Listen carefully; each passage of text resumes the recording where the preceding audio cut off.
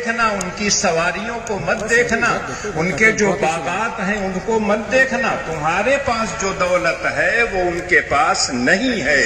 ان بچوں سے میں کہنا چاہتا ہوں احساس کمتری میں مت مبتلا ہونا۔ جب ہمارے مدارس کچے تھے تو مدارس میں پڑھنے والے پکے نکلتے، لیکن جب سے ہمارے مدارس میں شان و شوکت ظاہری ہونے لگی ہے تو اندر سے خلا پایا جاتا ہے، اور وہ خلا سب کو احساس ہوتا ہے کہ یہ خلا ہے، لیکن اس خلا کو کیسے پر کیا جائے اس کی کوئی اصلاح کی کسی طرح کا نظم کرنے کی نہیں ہوتی۔ پہلے محنت کر کے خلوص کے ساتھ اپنی گاڑی 2 روپیہ 4 روپیہ 10 روپیہ دیتے تھے، جب وہ اس اخلاص کے ساتھ مدرسے میں دیتے تھے، ایک اینٹ اگر رکھی جاتی تھی تو اس ایک اینٹ سے اخلاص ٹپکتا تھا، اور جہاں وہ رہتے تھے اس سے کیا ہے اچھے بچے تیار ہوتے تھے۔ لیکن آج بڑے ادب و احترام سے میں کہتا ہوں، برا مت مانیے گا، آج نگاہیں بڑے لوگوں پر ہو گئی ہیں، مدارس کا نظام بڑے لوگوں سے نہیں چلتا ہے۔ اگر بڑے لوگوں سے چلتا تو بمبئی میں سب سے بڑا مدرسہ ہوتا، لیکن آپ جانتے ہیں کہ دیوبند ایک چھوٹی سی بستی ہے، ام المدارس وہاں چل رہا ہے، اور اس کے علاوہ جتنے مدارس ہیں سب کو آپ دیکھیں گے دیہات علاقوں میں ہے، اس لیے کہ جب سے ہماری نظر ان لوگوں پر ہو گئی ہے تب سے ہمارے مدارس کے اندر کمیاں آ گئی ہیں۔ مشاعرہ ہوتا تو کیا صبرحد کے اتنے لوگ رہتے؟ صبح تک چلتا، اور لوگ بڑے فخر سے کہتے تھے کہ فجر کی اذان تک مشاعرہ چلا ہے، نشست چلی ہے۔ لیکن جب دینی جلسہ ہوتا ہے، ان بچوں کی دستار کی بات ہوتی ہے، ان بچوں کی ہمت افزائی کی بات ہوتی ہے، تو اس کے لیے تیار نہیں ہوتے، اور سب لوگوں کو کچھ نہ کچھ امراض لاحق ہو جاتے ہیں، اپنا غائب ہونا شروع کر دیتے ہیں۔ انسان کو ہر وقت اپنے بارے میں سوچنا چاہیے۔ تو میں ان بچوں سے صرف یہ کہنا چاہتا ہوں، جو سینے میں تمہارے دولت اللہ نے محفوظ کر دیا ہے اس کی تم قدر کرنا، دنیا تمہاری قدر کرے گی۔ اللہ جل شانہ کی سنت یہ ہے کہ جب اللہ کسی بندے سے محبت کرتے ہیں تو جبریل امین کو بلا کے کہتے ہیں یہ بندہ، یہ میرا محبوب ہے، تم اس سے محبت کرو۔ جبریل امین فرشتوں میں اعلان کرتے ہیں کہ اللہ کا یہ محبوب ہے، تم لوگ اس سے محبت کرو۔ فرشتے زمین پر آ کر مخلوق سے کہتے ہیں کہ یہ اللہ کا محبوب ہے، تم بھی ان سے محبت کرو۔ اگر اللہ نے آپ کو نگاہیں دی ہو، دل کے دریچے آپ کے کھلے ہوئے ہوں، تو آج بھی آپ کو ایسے لوگ نظر آئیں گے جن کو دیکھنے کے لیے، جن سے ملنے کے لیے، جن سے مسافہ کرنے کے لیے لوگ ٹوٹ پڑتے ہیں۔ ان کے پاس دولت نہیں ہوتی، ان کے پاس وارث نبوت ہیں، وہ وارثین انبیاء ہیں، وہ ان کے پاس علوم نبوت ہوتی ہے، اور اس علوم نبوت کی وجہ سے اللہ جل شانہ نے ان کی قدر، ان کی ہمت افزائی کی ہے، اور ان کی عزت اور احترام میں کیا ہے بہت زیادہ اضافہ کیا۔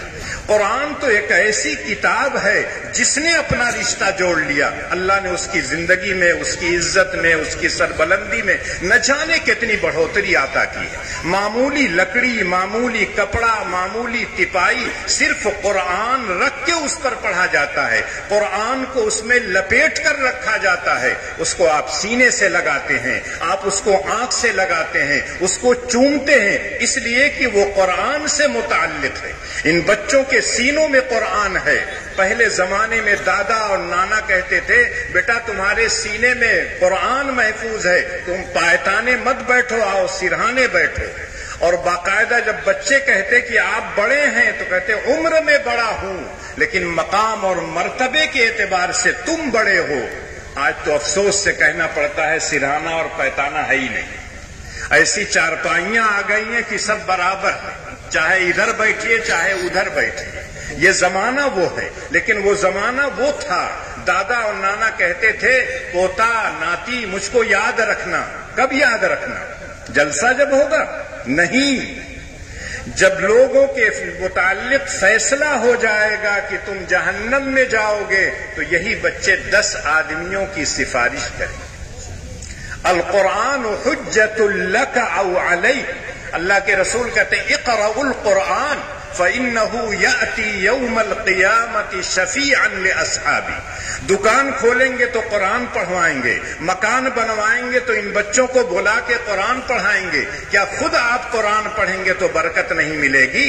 اللہ کی رحمتیں نازل نہیں ہوں گی؟ پہلے ہمارے گھروں سے قرآن پڑھنے کی آواز آتی تھی، لیکن آج افسوس سے کہنا پڑتا ہے یا تو آواز نہیں آتی ہے یا ایسی آواز آتی ہے جو کسی مسلمان کے گھر سے نہیں آنی چاہیے.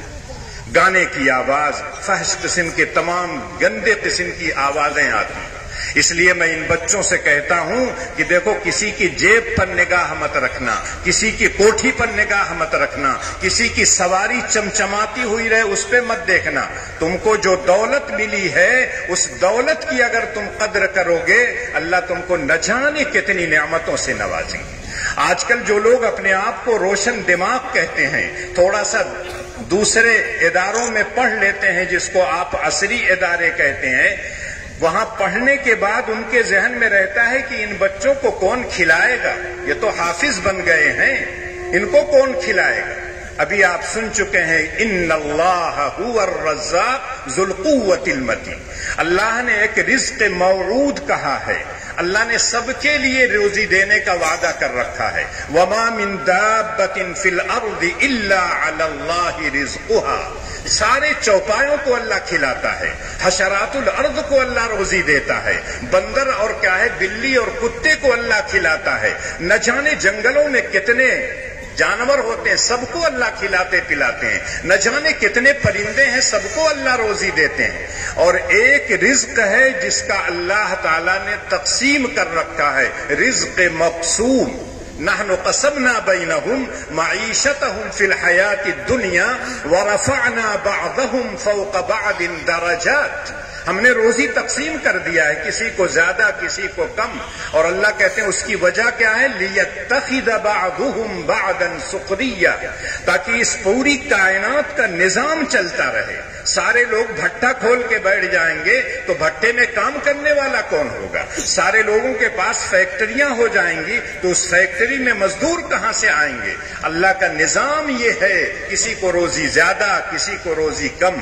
اور ایک رزق ہے حسن، وَمَن يَتَّقِ اللَّهَ يَجْعَل لَّهُ مَخْرَجًا وَيَرْزُقْهُ مِنْ حَيْثُ لَا يَحْتَسِبُ وَمَن يَتَوَكَّلْ عَلَى اللَّهِ فَهُوَ حَسْبُهُ. جس کے دل میں اللہ کا خوف ہوتا ہے، اللہ کی خشیت ہوتی ہے، اللہ کا تقوی ہوتا ہے، اللہ کے احکامات پر چلنے کا داعیہ اور جذبہ ہوتا ہے، اللہ کی معصیتوں اور منہیات سے بچنے کا داعیہ ہوتا ہے، اللہ کہتے ہیں ہم اس کے لیے سینکڑوں راستے کھول دیتے ہیں.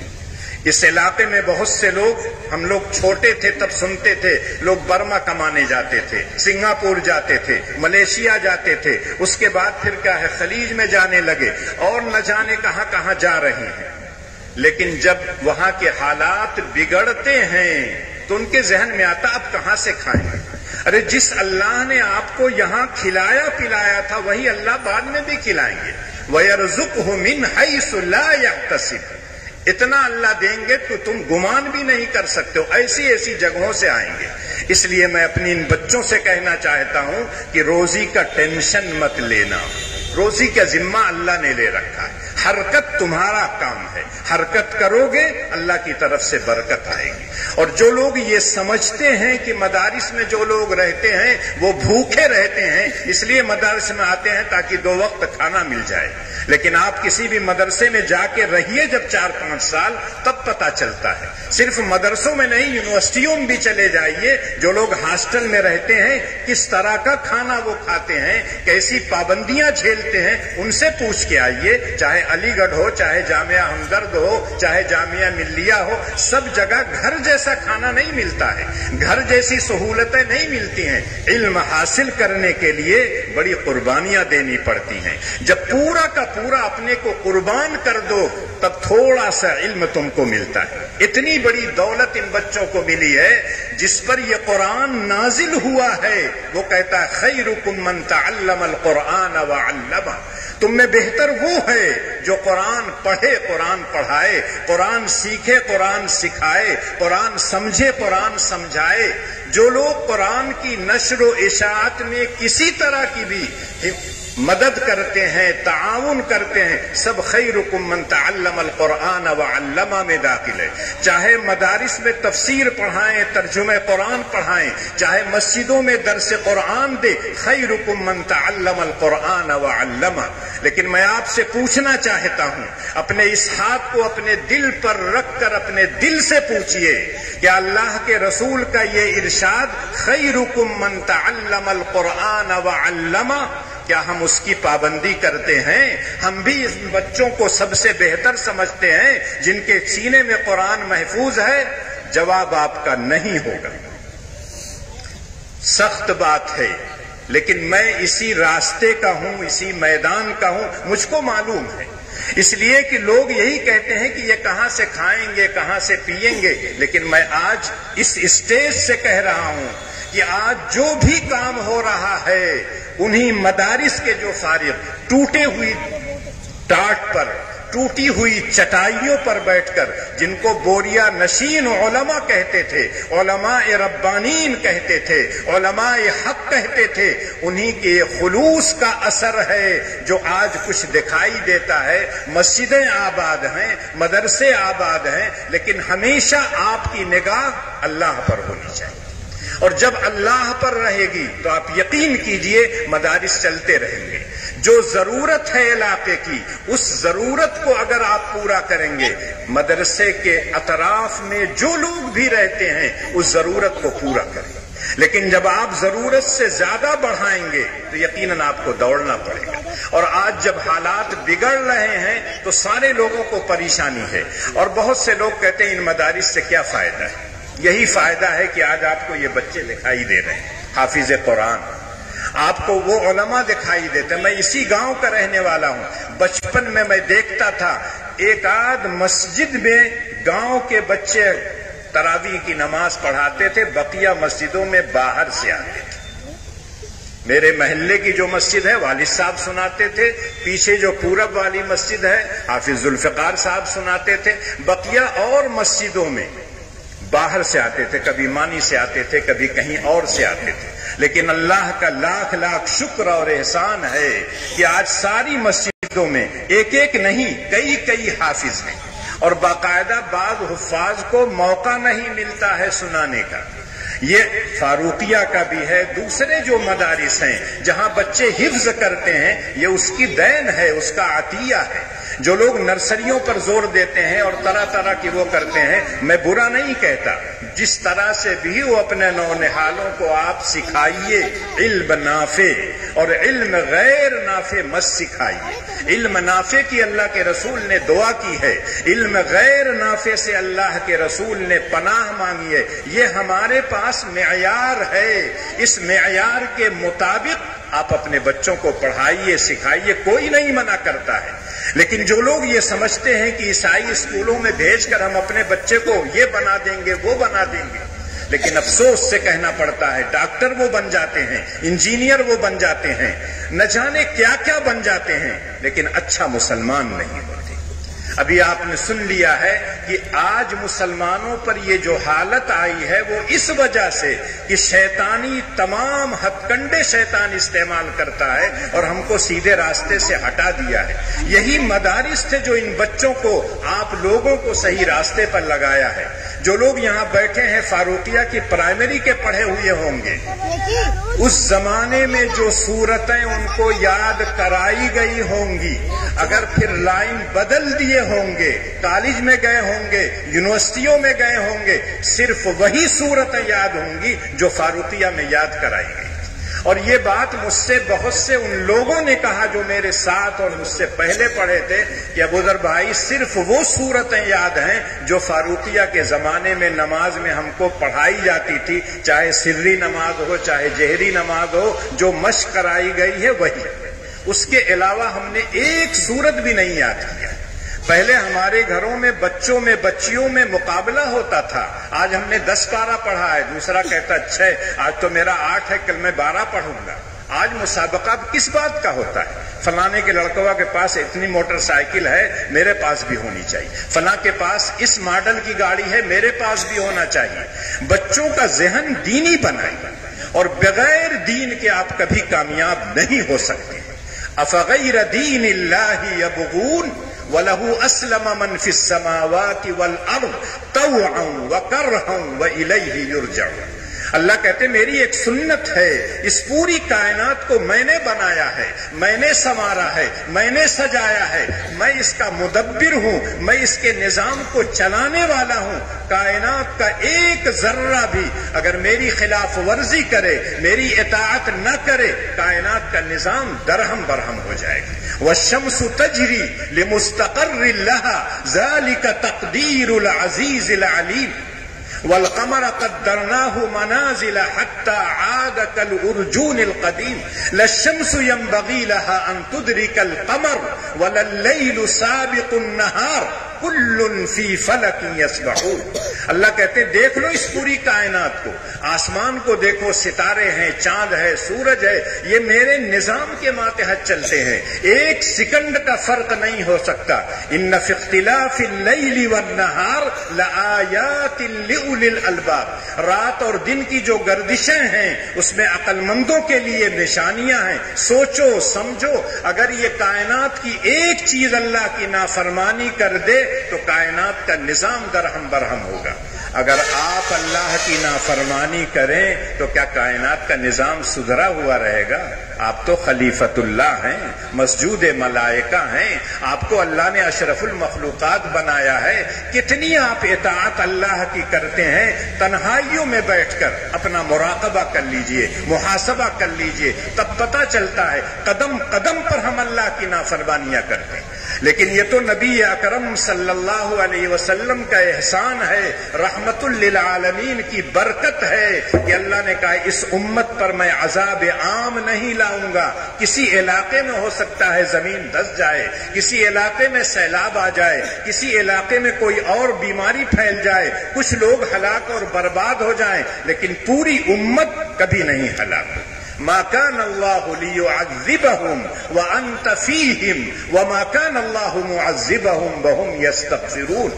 جب کفار مکہ یہ کہتے تھے اگر ہم لوگ غلط راستے پر ہیں تو ہمارے اوپر کیوں نہیں عذاب آتا، اللہ نے یہ آیت نازل کی کہ اے نبی ان کو سنا دیجئے تم عذاب کے مستحق ہو، لیکن میرا نبی تمہارے درمیان موجود ہے۔ نبی جا چکے ہیں لیکن اب کوئی نبی آنے والا نہیں ہے۔ معنوی اعتبار سے نبی اکرم صلی اللہ علیہ وسلم کی نبوت اور بعثت موجود ہے، اس کی برکت یہ ہے کہ امت مسلمہ پوری کی پوری تباہ ہو جائے، ایسا نہیں ہوگا۔ یقینی طور پر اگر امت مسلمہ کو باقی رکھنا ہے تو اسلام کے شیدائی، اسلام کے عاشق، اسلام پر چلنے والوں کو تیار کرنا ہے۔ وہ کہاں تیار ہوتے ہیں؟ انہی مدارس میں تیار ہوتے ہیں، انہی مکاتب میں تیار ہوتے ہیں۔ میں اعظم گڑھ رہتا ہوں، اعظم گڑھ کو کہتے ہیں دیار شبلی اور دیار سلیمان، پڑھا لکھا علاقہ کہتے ہیں، ہے بھی پڑھا لکھا۔ لیکن میرے ساتھ ایک حافظ صاحب کھانا کھاتے تھے، ایک روز وہ آئے نہیں، انتظار کرتا رہا، اس کے بعد جب آئے تو کہنے لگے مولانا جیسے میں چھٹی ہوئی میں گیٹ پہ آیا تو ایک صاحب کھڑے تھے، انہوں نے کہا کہ جنازہ ہے ذرا سا پڑھا دیجیے۔ تو میں سمجھا کہ یہیں قریب میں ہے، کہا سائیکل پر مجھ کو بیٹھایا اور لے گئے شہر کے باہر ایک چھوٹے سے دیہات میں، اور وہاں جب جنازہ آیا تو ایک چھوٹے سے بچے کا آیا۔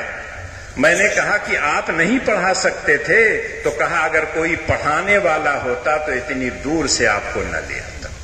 وہ مدرسے کا پڑھا ہوا تھا، اتنی دور گیا تھا، کیا وہاں نہیں تھے لوگ پڑھانے والے؟ لیکن اس پر کوئی نہیں سوچتا ہے، سب کو کیا ہے یہ بنانا ہے، آسمان پر اڑانا ہے، زمین کی تہ میں پہنچا دینا، پہنچائیے، کوئی نہیں منع کرتا، لیکن ایک اچھا انسان بنائیے۔ اچھا انسان کون ہے؟ خیرکم من تعلم القرآن وعلمہ، خیر الناس من ينفع الناس۔ تم میں بہتر وہ ہے جو لوگوں کے لیے مفید ہو، لوگوں کے لیے